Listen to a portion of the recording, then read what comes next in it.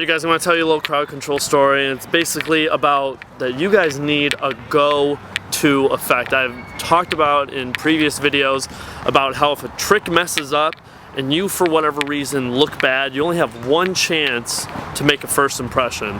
So you guys need a go-to effect that is designed to establish yourself as a magician, as someone of this greater power, and really blow some minds and set yourself up to be this higher status figure. I have a couple go-to effects: Profit, Pressure, and the Invisible Deck.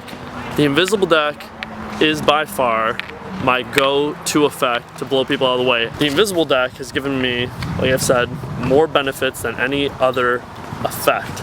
I've probably performed it over 1,000 times at least, and I carry it with me everywhere I go. It's won me free desserts. It's pretty much been the catalyst reason to get free trips to Florida. And I just wanted to show you guys some testimonials of live little crowd control where people were skeptical, and then I showed them the Invisible Deck, and then that kind of changed the game a little bit and set me up in this greater light. So take a look at some of these little stories from a few friends of mine. So I'm here with Andrew, and he saw the Invisible Deck several times, and he was so skeptical about how the trick worked. He was convinced that I manipulated other people to do. But tell us what happened yesterday. Tell them what happened yesterday. Actually, tell everything. From your perspective, what happened? From the first time I did the trick until what happened last night. He told a bunch of people to pick diamond or I said the color, the suit. yeah, and he told everyone to pick everything, and then he got the card face down out of a deck of face up. So I was kind of like, well, you can manipulate someone to say like red or black. Okay, you pick black, now it's red. So he comes up, I tell him that. He comes up, he's like, pick any card on the deck, any card. Brian picks the 9 of spades. He takes the 9 of hearts, and I even said, you can change your mind, right? Yeah, yeah. I gave him like 3 chances to change his mind. Fair, fair. And he comes up, picks out of the deck, just takes a deck out of his pocket, 9 of spades card down, or 9 of hearts, whatever. It was nuts. So now what? He's real. So I'm here with Brian. Last night he was super skeptical, him and Andrew both, with the Invisible Deck. But tell him from the first perspective when you saw the effect, yeah, to the end of the night, like what did you think? Like paint a little picture for me, what happened? First I was very skeptical, as he said. Didn't think it was very possible. Until I could manipulate people, and I thought it was doing a manipulating magician's people, force. right? And I figured it was a trick that I could do. Until later on, he decided, okay, to just have me pick a card at random. We hadn't discussed it, nothing like that. He asked me to choose a card. I picked a card. He gave me like 3-4 chances to change my mind. I refused to change my mind. He gave me one last chance, pulled a deck, well actually a box of cards out of his pocket. It was sealed. He opened it up, spread it, and the card that I actually chose was the only card that was face up. And then you freaked out. I was amazed. I was mind fucked. So now what? He's the man. He's absolutely the man, and he's absolutely the truth. If you have any doubt, get rid of him. This is the man. Trust me.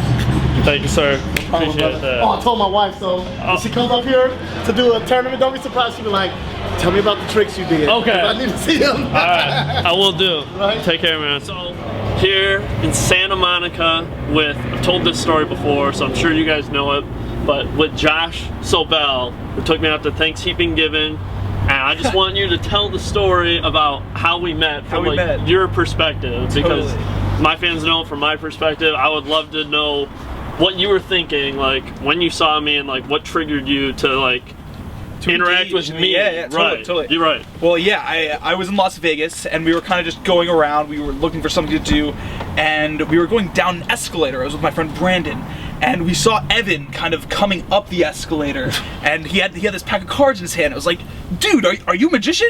Like on the escalator, so we're literally crossing each other. And he's like, yeah, I am. I was like, dude, will you show me a trick? As he's like going up, he's like, yeah. So like I like get down, like I run back up, and he like blows my mind with the invisible deck. While we were still on the escalator. It was, like, yeah. We didn't even get off. It was incredible. He like, honestly, like to the point where like I was like calling my friends to come meet me, to come to like, yo man, you have to come to this casino. Like I have this magician here, he's giving us magic tricks.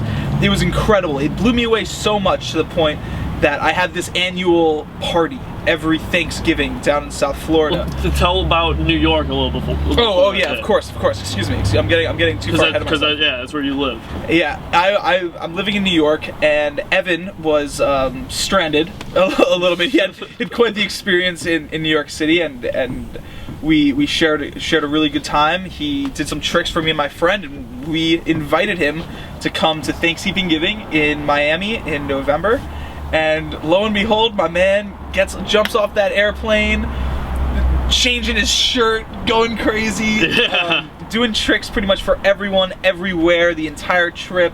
Yeah. It was absolutely. It wasn't just at the party. Really, no, it wasn't just at the party. It was just like this entire experience of magic, just like that surrounds Evan, and like he brought the world of magic and illusion to South Florida, and he disturbed our reality. Hell yeah. He disturbed our. So what I want you guys to do is leave a comment saying what are your go-to effects. Go-to effects can also be utilized if you're performing a new effect and something goes wrong. Something goes wrong in the effect and you can't quite recover from it. Now you have a go-to effect that you can re-establish yourself, build yourself back up, and make people forget about your little faux pas. It's good to have at least 2 go-to effects to blow people's minds. So I want to know, what are some of your go-to effects, because maybe I can go out and purchase them and use them as part of my repertoire, and will be good for the whole community. So mine are Profit, Pressure, and the Invisible Deck. I carry those with me all the time, wherever I go. Got balloons with me right now. The strongest effects are the ones that either happen in someone's hands, are extremely visual, or used a borrowed object. Keep that in mind. But if it happens in someone else's hands, or in someone else's mind, those are the most powerful effects. So keep that in mind when you guys are purchasing your magic or looking up tutorials and just thinking of what you want to do when performing. Think of it this way. If you were to meet your favorite celebrity, your role model, your icon, someone that you really wanted to and felt you needed to impress, what's the effect that you guys would perform for them, and learn how to do it? Has to be simple, seemingly impromptu. If they are someone of like high status to impress, chances are they could have seen that effect, so make sure it seems rare enough. So you don't really want to do a typical pick a card, I'll shuffle it in, I'll find it, unless it's in an extremely unique way. Always have a go-to effect. Be inspired to learn, aspire to disturb. Leave a comment saying what's your go-to effect, and always rise above. All your weight. What do you think would happen if your hand weighed 50 pounds? Like that in my life. Alright, relax. Look at me. Alright, relax. Okay, move hand away. Perfect. Alright, now I want you to close your eyes. Put out this left arm. This is a pack of cards. You can look at it really quick, just so you know what it is. Alright. Visualize and imagine yourself going into a 7-Eleven or convenience store, CVS, buying a pack of cards like the one you're holding.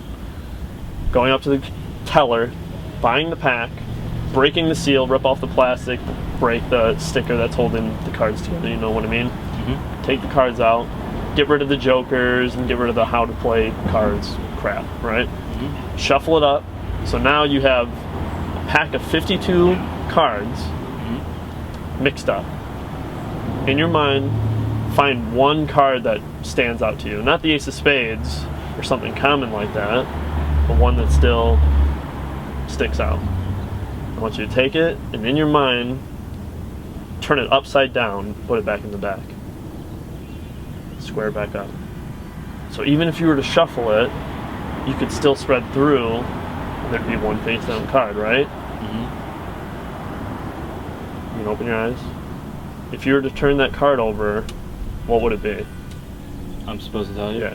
The 3 of spades. The 3 of spades. Any particular reason? Card just kind of... 3 is my favorite number. 3 is your favorite And number? I like spades. And you like spades? Yeah. I'll give you one chance to change your mind, to pick a different card. You don't have to. This is the only chance I'm going to give you. So you comfortable with the 3 of spades? And you're holding this the whole time. Look.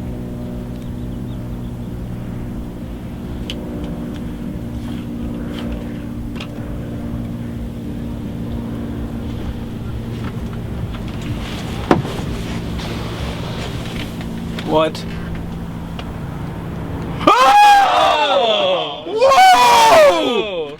Whoa! You! What? You got a good imagination. Really? Really? What? Oh, sorry, I'm sorry! Dude, that's so cool. How did... What? Wow. Dude, as you pulled it out, I was like, how did you know I put it right at the beginning of the deck?